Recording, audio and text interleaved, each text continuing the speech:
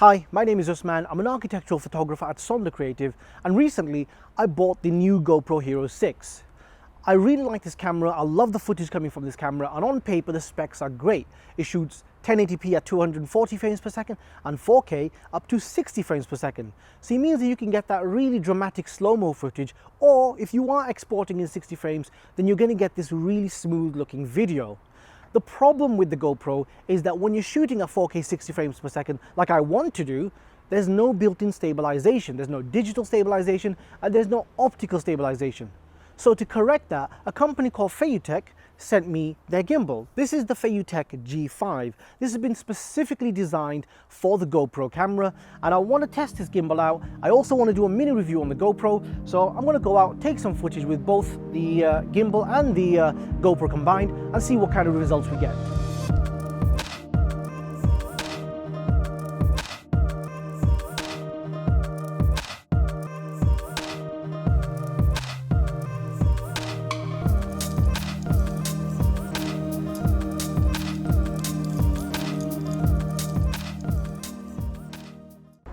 So just walking through Leeds at the moment, and I'm going to do this kind of like a vlogging style. And what I'm doing is I'm pressing a button on the front of the gimbal, and when you hold that button it goes into selfie mode. So if I let go, you can now see what I'm walking, well, the direction I'm walking in. But if I hold that button again, it comes back to me, which I think is really useful. This is one of the features that I'm quite enjoying at the moment. So definitely a thumbs up there. The other thing that I'm really liking about this GoPro, or I should say the gimbal, is that on the back you've got this little trigger, and when you hold that trigger, the GoPro won't move. So I'm twisting the gimbal around at the moment, but it's just locked in. So I'll show you with a front view. So right now, when I twist my hand, the GoPro will go left and right. However, when I hold the trigger, it just stays locked in place, which is a little useful and can be quite useful. Sorry, I just had to flip the GoPro around there. But yeah, just little things like that I think just make things a bit useful and more effective in terms of filming and vlogging with this system. Right, so I'm now in one of the more quieter areas in Leeds. This is one of my favorite spots to be, and if you've watched any of my other videos, you've probably seen this a couple of times too. But yeah, so over here I just want to do the basic tests that most people do with gimbals, and that's you know, what the footage looks like when you're walking with it, what the footage looks like when you're running, and also what the footage with the GoPro looks like without the actual gimbal. Okay, so over here I'm just going to walk forward, and I'm not going to do anything special. I'm just going to walk normally, because when you're vlogging or when you're walking around the street, you're not really looking to try and do anything fancy or do you know, do some weird walk, because that's just going to draw attention to yourself, especially with the camera in your face.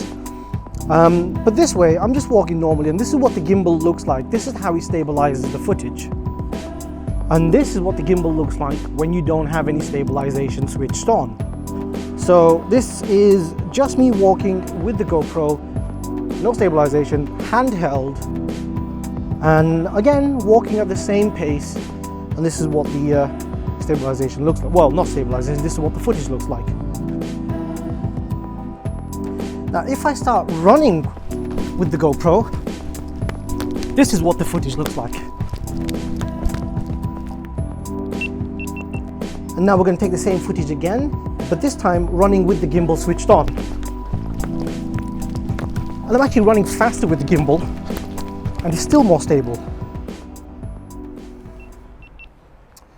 So from this, you can see how much of a difference a gimbal makes to your footage. It's an incredible difference, and it really smooths out the footage.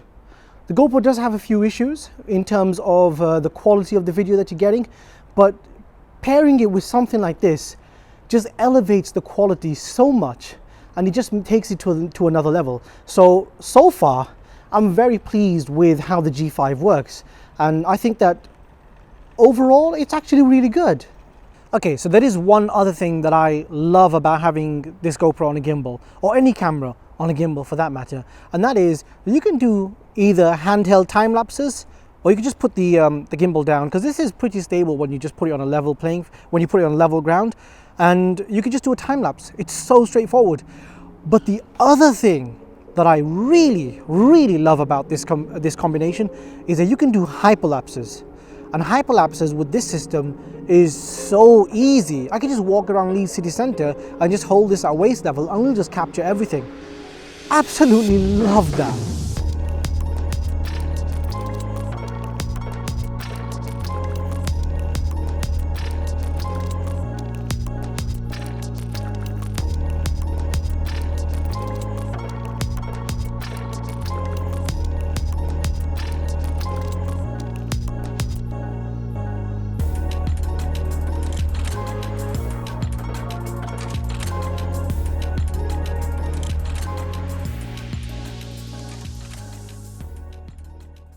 Right, so I'm in my office now and I just want to talk about a couple of things. So there are a few things that I don't like about this setup, about the gimbal and the GoPro. First thing about the gimbal and the GoPro is the way that you mount the camera onto the actual gimbal.